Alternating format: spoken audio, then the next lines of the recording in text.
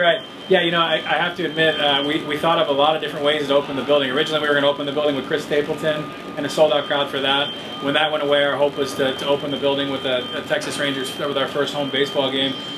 Graduations weren't exactly what we had in mind, but again, speaking of the opportunity it presents to the kids, if you're going to have a second thing behind baseball, the opportunity for the kids is right at the top of the list.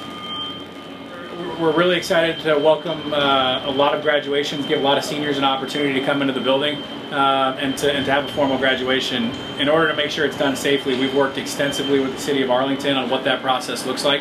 We're going to require all students per the TEA to wear a mask. We're recommending that all family and those coming for the ceremony wear masks as well. We're also no bag checks. We will not offer food and beverage. We're working directly with each school district's health experts to make sure that they're to understand what their screening process is before they get here, and then same thing once they get here in terms of making sure we're screening appropriately. On the graduation specifically, we're going to send students to one entrance on the west side of the building so they can come in, be screened, and come down that way and keep the families separate. That's part of it, and then keeping those families distanced from between each other is going to be super important on the ingress. On the egress portion of this, as they leave, we're going to dismiss by section to keep from it being a mass rush with everybody leaving at once.